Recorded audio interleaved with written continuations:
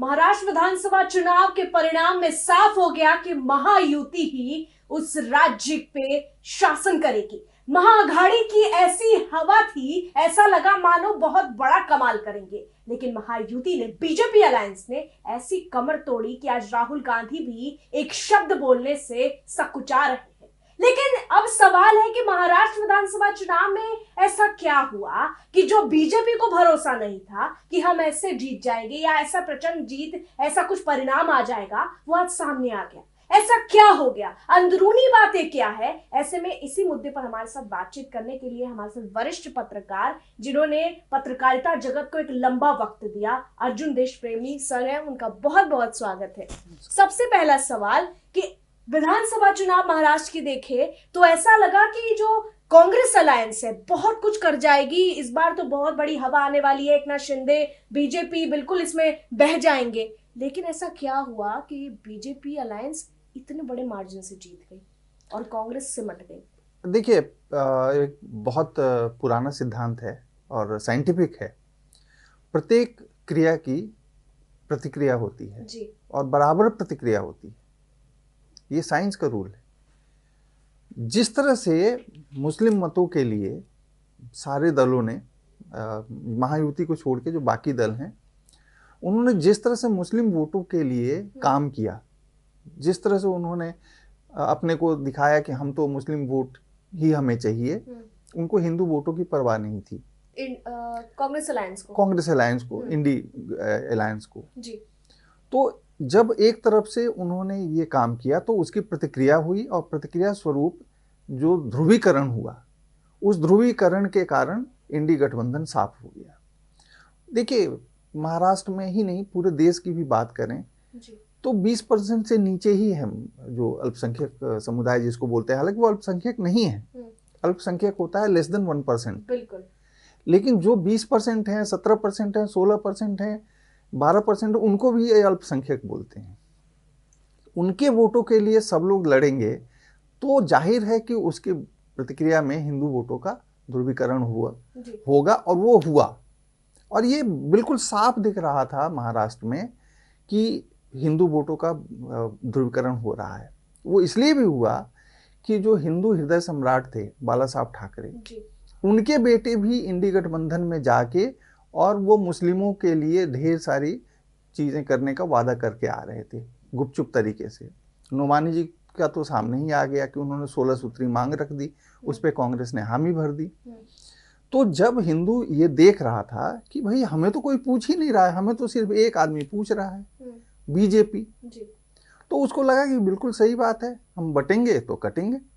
मतलब तो जो बीजेपी का नारा रहा, जो लगातार ये बोलते रहे, कई बड़े बड़े नेता गए और उन्होंने कहा कि बटोगे तो कटोगे, और ये काम आ गया, यही काम आया जी। बहुत से लोग बहुत सी बातें कर रहे हैं कि इस कारण से जीते, उस कारण से जीते, लेकिन जो सबसे बड़ा कारण, और मेरे हिसाब से जो 80% जो चीज काम आई, जैसे जीत में 100% का कोई फैक्टर हो तो 80% काम जो है सिर्फ बटोगे तो कटोगे, क्योंकि उसको दिख रहा था कि भाई यदि नहीं आई बीजेपी, महायुति नहीं आई तो फिर हमें तो कोई पूछेगा नहीं।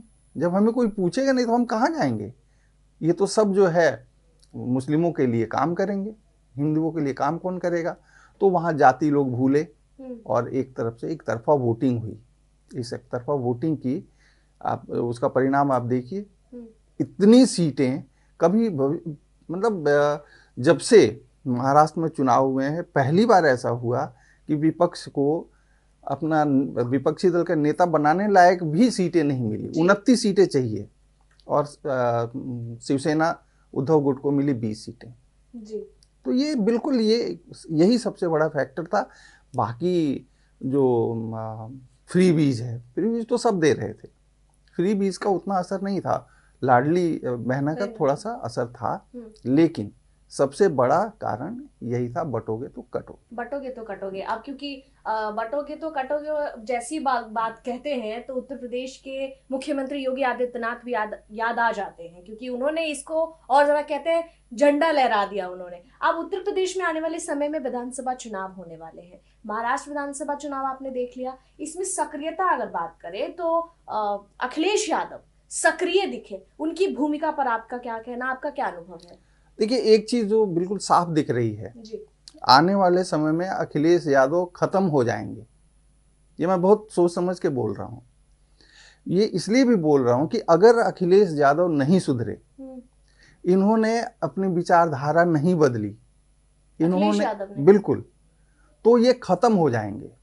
कौन सी विचारधारा की बात कर रहे हैं? और आप बहुत बड़ा स्टेटमेंट दे रहे हैं कि अखिलेश यादव खत्म हो जाएंगे। हाँ। कैसे खत्म हो जाएंगे? जी, मैं आपको बता देता हूँ। बिल्कुल साफ साफ दिख रहा है। अभी जो वोटिंग हुई, 9 सीटों में से 7 सीटें अखिलेश यादव हारे हैं उपचुनाव में। उसमें 2 सीटें ऐसी है जो सपा की थी, जो सपा से छीन ली गई, और उसमें भी कुंदरकी की सीट जहां पे मुस्लिम मतदाता 60% 70% के आसपास हैं, वो सीट भी वो हार गए। ये क्या संकेत है? ये अगेन बटोगे तो कटोगे, ये नारा काम कर रहा है। और ये नारा अभी हमें लगता है अगले 5-10 सालों तक काम करेगा। ये रातों रात खत्म नहीं होने वाला है। क्यों?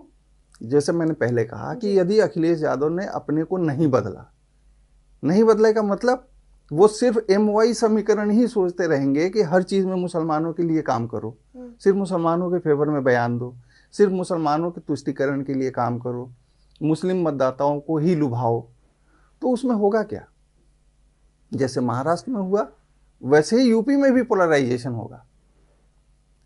दूसरी चीज, एक चीज और देखिए, अभी संभल में जिस तरह के बयान आ रहे हैं अखिलेश यादव के, क्या वो हिंदुओं को कहीं से भी खुश कर सकता है? नहीं करेगा। बटोगे तो कटोगे का नारा लोकसभा में नहीं था। ये नारा आया हरियाणा विधानसभा के चुनावों से। हरियाणा बीजेपी जीत गई, महाराष्ट्र जीत गई। झारखंड का आप कहेंगे तो झारखंड में एक फैक्टर था आदिवासी सीटों के रिजर्वेशन का, जिसे भुना नहीं पाई बीजेपी। नहीं, वो उसमें है क्या कि वो आदिवासियों के लिए 28 सीटें रिजर्व हैं।